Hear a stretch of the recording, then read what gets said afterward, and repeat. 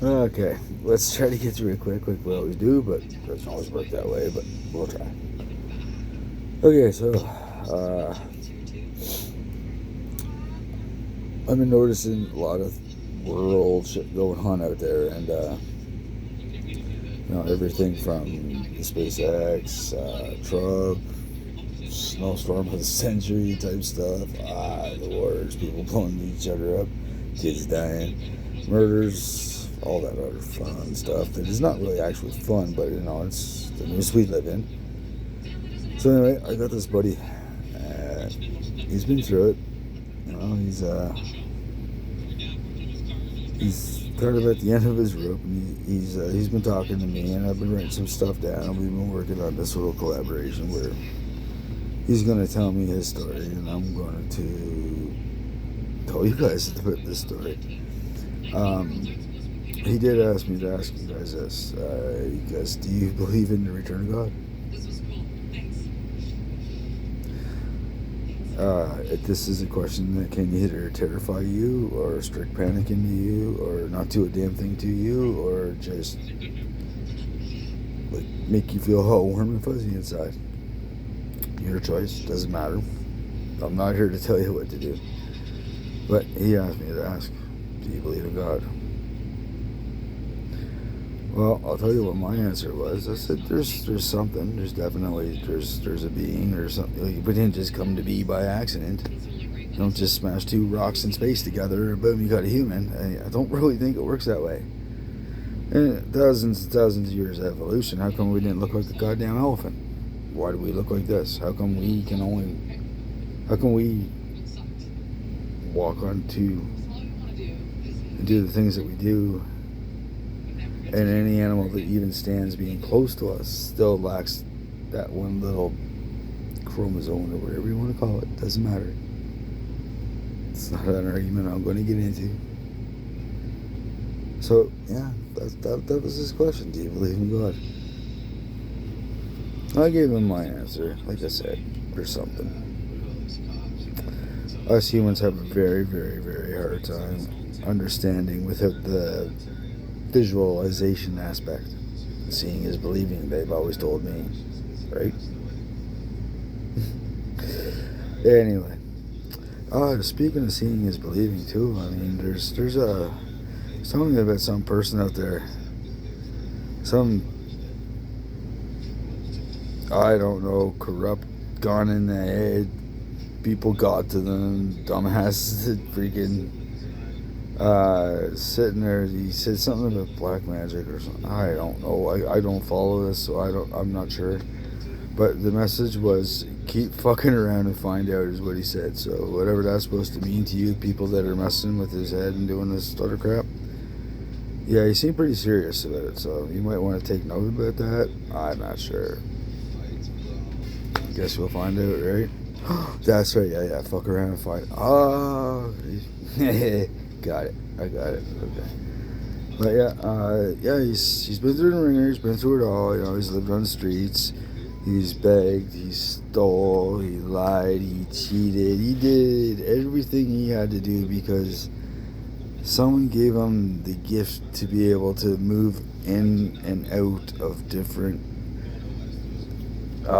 peoples and groups and whatnot, everywhere from the streets of like Vancouver to Winnipeg to Toronto and maritime areas with Moncton and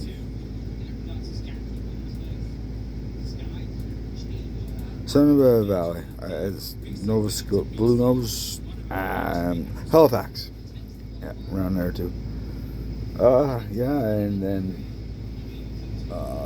trying to start families, and it didn't work, and people turning on him. And he was mentioning this one part. He seemed a little vague about it. I think this is when he did one of his downward spirals. But yeah, he had hard times in Moncton, and he ended up with a girlfriend and a kid, and things all went stupid or something, and they ended up moving into his parents' place, and I don't know. The only thing I remember from what that party told me was she ended up running back to Moncton, left him and the kid there, and things got all stupid, and he got messed up in the head and went off, did something dumb. He didn't tell me what it was, and they took off with the kid and whatnot. And when he got back to Moncton to get back with his girlfriend, with his kid, his one of his best friends or something like that was banging her. I mean, if it was me, I'd kill this guy. But anyway, I hear from what he says that he's been keeping tabs on them, and they're about to feel the vice or something. I don't fucking know. Anyway, we're going to get into some of this shit tonight there later on, but I'm just going to give you that bit of a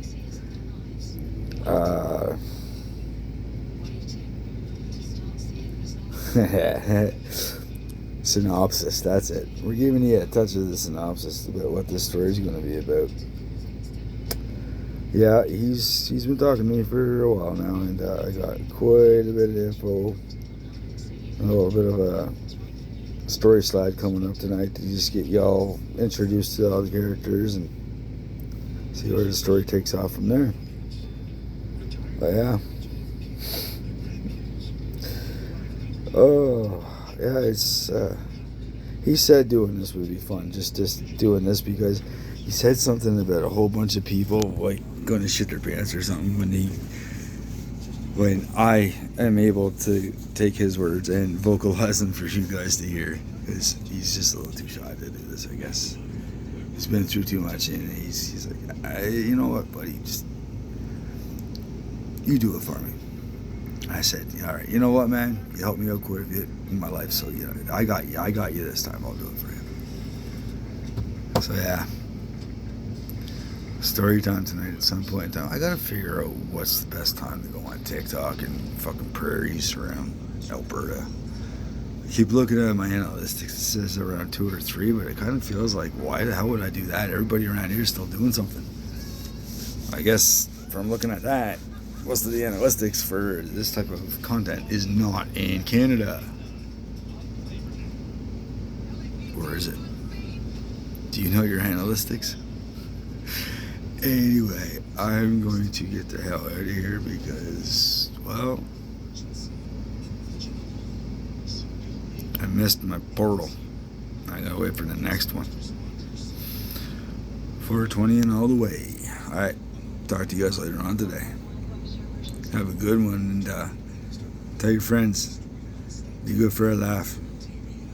Make sure you got some popcorn. Peace.